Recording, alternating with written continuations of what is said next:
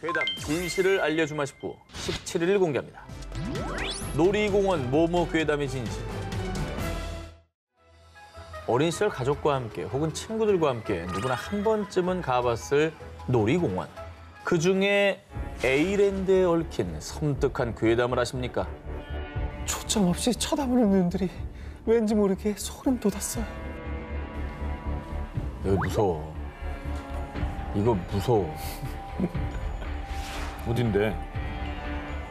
아, 여기 또 느리게 가요, 또. 으스스한 조명 아래 초점 없는 눈빛. 기계적인 움직임으로 어딘가 모르게 섬뜩한 느낌을 주는 인형들. 무섭다 진짜.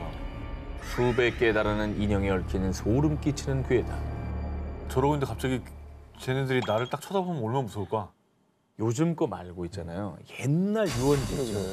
그건 진짜 무서워. 삐거덕 소리 더 나잖아. 그 옛날 인형 약간 낡은 아. 그 느낌의 인형 그 자체가 좀 무서워요. 개장 이후 문을 닫기까지 30년간 많은 사랑을 받았던 에이랜드의 지삐 마을. 보트를 타고 터널을 지나며 전 세계 전통 의상을 입은 650개의 인형들이 탑승객을 맞이해주는 놀이기구였습니다.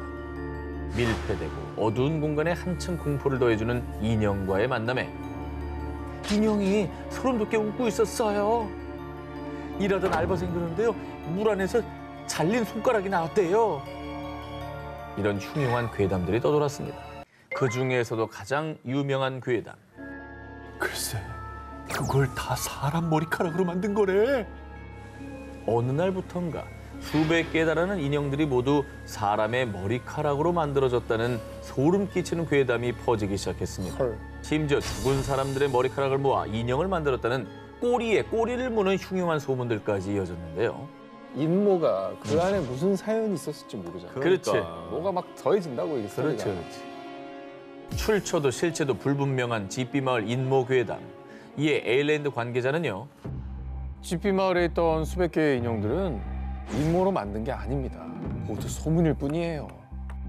사람 머리카락은 굵기 때문에 인형의 머리카락으로 사용하기에는 특별한 화학 처리를 하지 않는 이상 불가능한 데다가 비용적인 측면에서도 단가가 높아서 수지가 맞지 않는다고 밝혔는데요. 그러니까 에일랜드 인모 인형에 대한 이야기는 그야말로 근거 없는 괴담이었습니다. 그럴 것 같긴 해요. 사실 왜냐면 인모는 제가 알기로는 가발로 쓰기에도 아마 비싸요. 부족할걸요. 테마파크 입장에서도 이런 괴담 나쁘지 않아요. 나쁘지 않아요? 네. 근데 뭔가 사람들이 공포감을 극대화하면서 더 스릴을 줄 수 있잖아요. 어릴 적 동심으로 즐겼던 놀이기구. 이제는 흉흉한 괴담의 배경이 아닌 아름다운 추억으로 간직하셔도 될 것 같습니다. 괴담 진실을 알려주마 19, 16위 공개합니다. 놀이공원에서 발생한 죽음의 사고. 1999년 5월 서울. 한 여성이 놀이공원을 찾았는데요. 와, 이게 요즘 그렇게 인기라며? 엄청 무섭대. 스릴이 장난 아니라더라. 진짜 기대된다. 이 여성이 탑승한 어트랙션은 무려 아파트 25층 높이인 상공 70m에서 시속 94km로 고공 낙하. 짜릿한 스릴로 폭발적인 인기를 누린 드롭타워였습니다. 아, 이 괴담. 이거 뭐 보시면 다 아실 거예요. 자, 오랜 기다림 끝에 드롭타워에 탑승한 여성은 잔뜩 들떠 있었는데 그리고 드디어 하늘을 향해 올라가는 드롭타워. 10m, 30m. 서서히 올라가던 드롭타워는 상공 70m 꼭대기에 도달. 그리고 하나, 둘, 셋 하는 순간 3초 만에 지상까지 낙하했습니다. 아우, 이거 진짜 재밌다, 그치? 자, 그런데 정말 끔찍하게도 드롭타워 기계에 탑승했던 한 여성의 머리카락이 엉키는 사고가 발생. 이 사고로 얼굴 피부까지 벗겨지는 심각한 부상을 입은 여성은 결국 사망하고 말았습니다. 저런 얘기가 있었어요? 나 저 얘기 엄청 퍼뜨리고 다녔어. 이거 우리 때 엄청 많이 했는데. 머리가 걸려가지고. 그치. 가죽이 벗겨졌다니. 얼굴 피부까지 벗겨지는. 그렇지. 당시 PC통신을 통해 알려진 이 사건은 놀이공원 측에서 피해자 가족에게 돈을 주고 입막음을 했다라는 뒷이야기까지 더해졌는데요. 소문이 걷잡을 수 없이 확산되자 실제로 수서경찰서에서 수사에 착수. 진짜? 한 달 동안 놀이공원 인근 병원 응급실과 영안실 등을 조사했습니다. 수사 결과 이 무시무시한 이야기는 모두 거짓으로 밝혀졌고요. 당시 수서경찰서 관계자는요. 수사 중 놀이공원의 다른 어트랙션을 이용하다가 사고를 당했다는 진정서가 접수됐습니다. 이 사고가 부풀려져 유언비어가 퍼진 것 같습니다. 라고 밝혔습니다. 저럼 또 뭐라는지 알아? 돈으로 경찰 입까지 막았대. 이런다 또. 저 진짜 너무 유명한 괴담이어가지고. 진짜 유명했어. 근데 얼마나 많이들 믿었으면 경찰까지 나서 조사를 했겠습니까? 아, 저도 저거 타는데 저도 머리도 짧잖아요. 긴장했다니까요. 그럼 뭐 걸릴 거 없나? 걸릴 거 이렇게. 없나요? 맞아. 자, 그리고 이 드롭타워 괴담이 거짓인 근거가 또 있습니다. 이 드롭타워 구조상 이용객의 머리카락이 기계에 낄 확률은 거의 제로. 멀어. 기계와 이용객이 앉은 자리의 간격이 무척 넓기 때문에 이거 불가능합니다. 진실이 밝혀졌는데도 불구하고 누군가는 여전히 믿고 있는 놀이공원 어트랙션 괴담. 부디 괴담에 현혹되지 않으시길 바랍니다. 괴담 진실을 알려주마 19, 15일을 공개합니다. 금빛 모모의 죽음. 이번엔 문제가 된 괴담 속 사진을 먼저 보여드립니다. 어? 이게 뭐야, 사람이에요? 사람이네? 뭐 마네킹인가? 방금 보여드린 사진은 1964년에 개봉한 션 코네리 주연의 영화 007 골드핑거의 한 장면입니다. 저기 저 금색 페인트를 칠한 채 누워있는 배우 보이시죠? 그녀의 이름은 빌런 골드핑거의 비서 질 메스터슨 역의 셜리 이턴. 두 기자님들께 여쭙겠습니다. 혹시 이런 괴담 들어보셨나요? 셜리 이턴이 그 장면을 찍다가 진짜로 죽었다던데?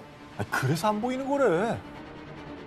온몸에 금색 페인트를 칠한 뒤 질식해 사망한 극중 역할처럼 실제로 셜리 이턴이 페인트 분장 때문에 사망했다는 소문.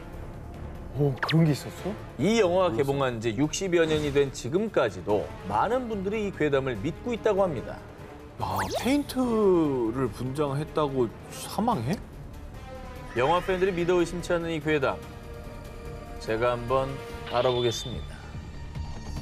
먼저 포털 사이트 검색창에 셜리 이턴의 이름만 검색해봐도 현재 나이 85세. 지금까지도 정정하게 생존. 살아 계시네. 이 괴담이 사실이 아님을 쉽게 알 수 있는데 그렇다면 이 괴담이 왜 생겼고 팬들은 왜 믿었을까요? 먼저 60년대만 해도 당시 사람들은 모공을 막으면 산소가 부족해져서 질식한다고 생각했죠. 셜리 이턴에 따르면 그래서 당시 분장했을 때도 의사가 상주했고요.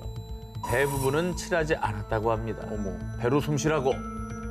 그런데다가 007 골드핑거 이후 셜리 이턴이 작품 활동을 하긴 했지만 큰 활약이 없었던 데다가 1969년에 전격 은퇴를 하게 됐는데요. 자연스럽게 스크린에서 그녀의 모습이 보이지 않자 괴담은 꼬리에 꼬리를 물었습니다. 그래서 사람들은 수십 년 동안 어이없는 괴담을 믿어왔던 것이죠. 뭐 요즘이야 뭐 SNS에 나 잘 살아있어요. 이게 뭐 글도 올릴 수 있는 때도 아니고. 그러니까 이게 보이질 않으니 더 괴담이 부풀려질 수밖에 없는 거죠. 그렇죠. 하도 괴담이 끊이질 않아서인지 아예 셜리 이턴 본인 등판. 내 역할이 평생 상징적인 존재가 될 줄이야. 1999년엔 자서전을 통해 2003년엔 한 방송에 출연해 생존 사실을 알렸습니다. 2015년엔 다시 한번 전신에 금색 페인트 칠을 재현하며 화제를 모으기도 했죠. 그걸 믿는 사람이 계속 있으니까 거듭하신 거 아니에요. 저거 닮은 사람이다. 할머니 섭외했다. CG다. CG다. 근데 진짜 전신 금칠은 정말 저분의 상징이 됐겠다. 괴담 진실을 알려주마 싶고 14위를 공개합니다. 우연히 포착된 모모. 2010년 캐나다. 온라인을 뜨겁게 달궜던 한 장의 사진이 있습니다. 이게 뭐가 이상해? 저기 선글라스 낀 사람 약간 시대를 벗어난 것 같지 않아요? 어디? 근데 혼자 약간 이상한 뭐 특이한 옷을 입고 있네. 정답 합성. 그렇게까지 볼 수 있을 정도입니다. 캐나다의 한 국립박물관 사이트에 등록된 이 사진. 1941년 캐나다 사우스포크 다리 재개통식 당시 구경 중인 군중의 모습을 담은 것입니다. 정장 차림인 군중들 사이에서 유독 혼자 캐주얼한 차림의 남성. 요즘 스트릿 패션 마냥 티셔츠에는 알파벳 M자가 크게 박혀있고 말끔히 정리된 현대식 헤어스타일에 최신 유행 선글라스, 그리고 손 보십시오. DSLR 카메라처럼 보이는 물건까지. 어머, DSLR 뭐야 저거? 1940년대라고 했죠. 41년입니다. 뭔가 이질적인 느낌이 들지 않으십니까? 요즘 얼굴이라고 해도 믿겠다, 그지? 그러니까. 스타일이 요즘 스트릿 패션. 저런 티셔츠도 없었잖아. 옛날에. M자 뭐야? 이 남성을 본 누리꾼들의 얘기를 들어보겠습니다. 1941년엔 절대 불가능한 패션이죠. 바로 어제 찍었다고 해도 믿겠어요. 저 남자는 시간 여행자가 분명합니다. 과거로 와서 사진을 찍다가 우연히 포착된 거라고요. 그는 캐나다에서 온 시간 여행자라고 불렸습니다. 저거 41년도에 저런 헤어스타일과 패션은 좀 이상하긴 하네요. 그치. 합성이 아니라면 진짜 이상한 거지. 그리고 보통 저 때는 그냥 양복 입는 게 일상복이에요, 남자들. 그렇죠. 외출 보면 셔츠, 다 외출하면 양복이잖아. 양복. 그리고 국립박물관 사이트라면서요. 그렇죠. 그 합성 사진은 아닐 거야. 그치, 그렇네. 박물관이 올린 사진이잖아. 그렇죠. 그렇습니다. 그때 말입니다. 이 시간 여행자로 의심받던 이 남자의 정체를 알 수도 있다는 충격적인 제보가 들어왔습니다. 뭐야? 먼저 현대의 흔한 스트릿 패션을 연상시켰던 그의 티셔츠 속 M자 로고, 1924년부터 1938년까지 활약했던 몬트리올 마룬스 아이스 하키 팀의 로고로 추정. 맞네. 실제로 유사한 스웨터를 입고 있는 선수들의 단체 사진까지 존재했고요. 그리고 최신 유행 선글라스 또한 그 시절에도 존재했습니다. 되게 세련됐다. 저 사진 속에 있는 남자가 끼고 있던 거하고 되게 비슷하게 생겼죠. 또한 그가 손에 들고 있었던 카메라와 유사한 형태의 포터블 카메라도 당시에 존재했습니다. 유명 카메라 제조업체인 코비사는 1940년대부터 포터블 카메라를 생산. 사진을 유심히 보면 앞에 있는 중년 남성 또한 손에 포터블 카메라로 보이는 것을 들고 있는데요. 저기 있네요. 저 네모난 상자. 네. 결국 그의 남달랐던 패션은 그 당시에도 불가능한 패션은 아니었다는 겁니다. 근데 저 당시에도 저분은 힙스터 내지는 패셔니스타였을 거예요. 그랬을 것 같아요. 네. 먼 미래 어딘가에서 온 시간 여행자가 정말로 존재한다면 우리의 눈에 한 번쯤은 띄지 않았을까요? 지금도 어딘가를 배회하고 있을지도 모를 시간 여행자. 주위를 한번 잘 둘러보시기 바랍니다. 괴담 진실 알려주마 19, 13위 공개합니다. 4달 뒤에 뭐뭐가 있었다. 때로는 우리 눈에는 보이지 않는 금기된 존재를 포착하기도 하는 사진. 알 수 없는 존재가 찍힌 사진은 인류의 영원한 숙제처럼 남아있는데요. 저 뭐야? 할머니 뒤에 뭐예요? 사람 머리가 달려있네. 진짜로 이게 무슨 뭐 UFO나 유령이나 그런 거예요? 하지만 오늘은 그 숙제 중에 하나를 풀어드릴 수 있을 것 같습니다. 1964년 영국 컴브리아주 짐 템플턴은 휴일을 맞아 아내와 딸과 함께 나들이를 떠났습니다. 그들이 도착한 곳은 아름다운 솔웨이만이 한눈에 내려다보이는 곳. 엘리자베스, 자 여기 와야지. 아 이쁘다, 아 이쁘다. 그리고 며칠 뒤 템플턴은 가족들과 찍은 사진을 인화했습니다. 그럼 아니 이건 누구야? 아 대체 정체가 뭐지? 딸 엘리자베스의 독사진에 정체불명의 존재가 찍혀 있었던 것입니다. 어허. 머리 쪽을 보시죠. 저 구름? 뭐야? 뭐야? 설마 저게 귀신이라고 지금? 근데 너무 대낮이야. 템플턴의 증언에 의하면 사진 촬영 당시 아내와 둘째 딸은 템플턴의 뒤에 있었고요. 카메라 너머에는 딸 엘리자베스 외에는 아무도 없었다는 것입니다. 이 미스테리한 사진은 전 세계적으로 논란을 불러일으켰고요. 이에 카메라 및 필름 제조사인 코비사가 직접 나서서 문제의 카메라와 원본 필름을 분석했습니다. 그 결과 저희는 사진에서 어떠한 조작의 흔적도 찾을 수 없습니다.